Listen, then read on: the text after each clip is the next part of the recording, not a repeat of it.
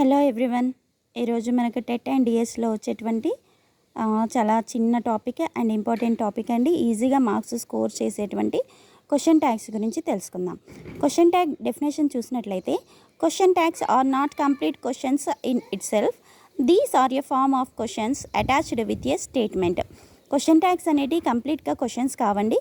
అవి ఏంటి అంటే స్టేట్మెంట్కి అటాచ్ చేయబడినటువంటి ట్యాగ్ అన్నమాట.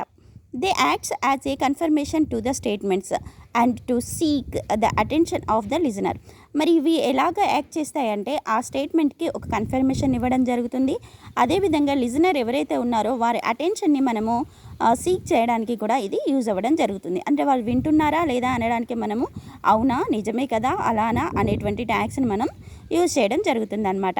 మరి క్వశ్చన్ ట్యాగ్స్ అనేవి 2 టైప్స్గా ఉంటాయండి. ఒకటి వచ్చేసి positive question tags, second one is the negative question tags. Positive question tags అనేది అక్కడే కనిపిస్తుంది మనకి, పాజిటివ్ అనేది ఉంటుంది అనమాట. నెగిటివ్ లోపల నాట్ అనేది యూజ్ అవుతుంది కాబట్టి నెగిటివ్ క్వశ్చన్ ట్యాగ్ అనేది అనడం జరుగుతుంది. మనం పాజిటివ్ క్వశ్చన్ ట్యాగ్స్ చూసినట్లయితే, tags are said to be positive if they are attached to negative statements.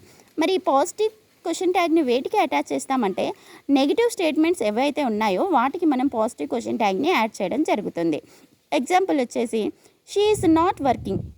ఇక్కడ ఈ స్టేట్మెంట్ అనేది నెగిటివ్గా ఉంది. షీ అనేది మనకి ఇక్కడ సబ్జెక్ట్ అవుతుంది, ఈజ్ అనేది యాక్సిలరీ అవుతుంది, నాట్ అనేది నెగిటివ్ని చూపిస్తుంది ఈ స్టేట్మెంట్కి, వర్కింగ్ అనేది వర్బ్ని చూపిస్తుందండి. సో దీనికి మనం పాజిటివ్గా ఏం చేయాలి అని అంటే క్వశ్చన్ ట్యాగ్ అనేది యాడ్ చేయాలి.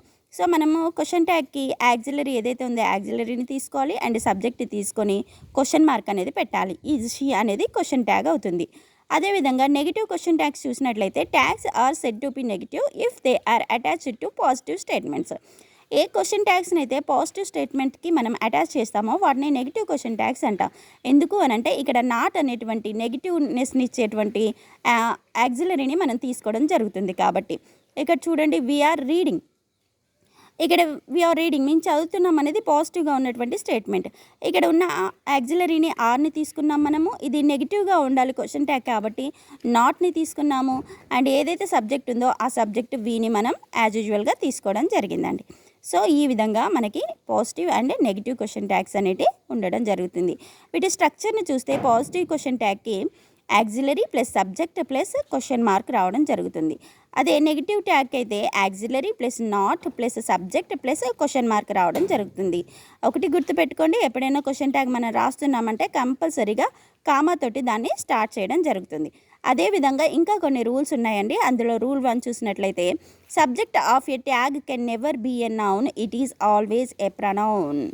ఏదైతే స్టేట్మెంట్లో సబ్జెక్ట్ అనేది ఉంటుందో అది క్వశ్చన్ ట్యాగ్లోకి వచ్చేసరికి ప్రొనౌన్గా మార్చడం జరుగుతుంది.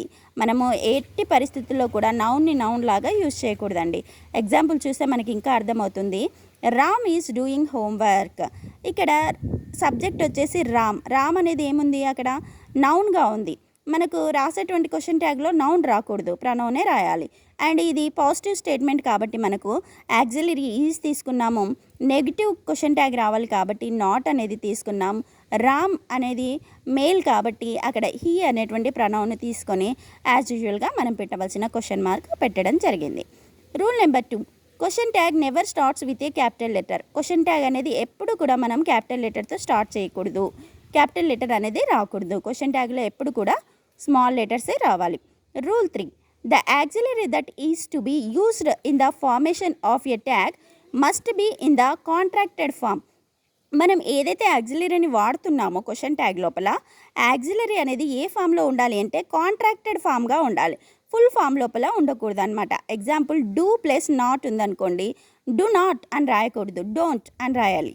షెల్ ప్లస్ నాట్ ఉందనుకో, షెల్ నాట్ అని రాయకూడదు, షాంట్ అని రాయాలి. ఇక్కడ ఒక ఇంపార్టెంట్ థింగ్ మనం గుర్తుపెట్టుకోవాలండి. యామ్ ఐ ఉందనుకోండి, దానికి మనం నెగిటివ్ ట్యాగ్లోకి మార్చడానికి యామెంటై అని రాయకూడదండి, అది ఖచ్చితంగా ఆరెంటై అనేది రావడం జరుగుతుంది. ఇది మాత్రం కంపల్సరీగా గుర్తుపెట్టుకోండి. నెక్స్ట్ రూల్ నెంబర్ 4 చూసినట్లయితే, in case auxiliary is not there in the statement then do or does or did is used according to the verbs tense. So ఒకవేళ యాక్సిలరీ అనేది ఆ స్టేట్మెంట్ లోపల లేదనుకోండి, మరి మనం క్వశ్చన్ ట్యాగ్ రాసేటప్పుడు కంపల్సరీగా యాక్సిలరీ అనేది యూజ్ చేయాలి కదా. సో ఆ యాక్సిలరీ ప్లేస్లో మనం ఏం తీసుకోవాలంటే డూ కానీ, డస్ కానీ, డిడ్ కానీ తీసుకోవాలి. వేటిని బట్టి తీసుకోవాలి అని అంటే అకార్డింగ్ టు ద వర్బ్స్ టెన్స్ని బేస్ చేసుకొని మనం ఈ యాక్సిలరీస్ని యూజ్ చేయాలన్నమాట. ఎగ్జాంపుల్ చూసినట్లయితే షీ ప్లేస్ చెస్ బ్యూటిఫుల్లీ, ఆమె చెస్ని చాలా బ్యూటిఫుల్గా ఆడుతుంది. ఇక్కడ మనకి యాక్సిలరీ అనేది లేదు, ఈజ్ కానీ, వజ్ కానీ, వర్ కానీ ఏదీ లేదు. మరి ఎలాగ మనము యాక్సిలరీని తీసుకోవాలి అని అంటే ఆ ప్లేస్ అనే వర్బ్ ఎలా ఉంది, V1లో ఉంది, అంటే ప్రజెంట్ టెన్స్లో ఉంది. సో ప్రజెంట్ టెన్స్కి మనము ఏం తీసుకోవచ్చు, డూ కానీ, డస్ కానీ తీసుకోవచ్చు. బట్ అక్కడ ప్లే పక్కన ఎస్ అనేది ఉంది కాబట్టి ఖచ్చితంగా మనం డస్ అనేది తీసుకోవాలి. ఇది స్టేట్మెంట్ పాజిటివ్గా ఉంది కాబట్టి మనం క్వశ్చన్ ట్యాగ్ నెగిటివ్ ఫామ్లోకి మార్చాలంటే నాట్ తీసుకోవాలి. అదేవిధంగా సబ్జెక్ట్ ఏదైతే ఉందో సబ్జెక్ట్ని తీసుకొని క్వశ్చన్ మార్క్ పెట్టాలి. సో టోటల్గా ఈ స్టేట్మెంట్కి క్వశ్చన్ ట్యాగ్ వచ్చేసి డజంట్ షీ అనేది అవుతుంది. అదేవిధంగా ఇంకో ఎగ్జాంపుల్ చూసినట్లయితే దే వెంట్ టు టెంపుల్, ఇది కూడా పాజిటివ్ స్టేట్మెంట్లో ఉంది అండ్ ఇక్కడ యాక్సిలరీ లేదు. బట్ మనకున్న క్లూ ఏంటంటే వెంట్, గో, వెంట్, గాన్ అనేది ఉంటుంది కదా అండి. సో మనకు వెంట్ అనేది పాస్ట్ టెన్స్ V2లో ఉంది కాబట్టి ఖచ్చితంగా మనం యాక్సిలరీని డిడ్ని తీసుకోవాలి.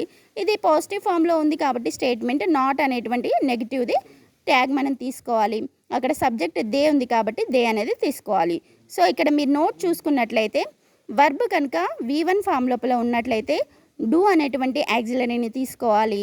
వర్బ్ V1 ప్లస్ SRES ఉన్నట్లయితే డస్ అనేది తీసుకోవాలి.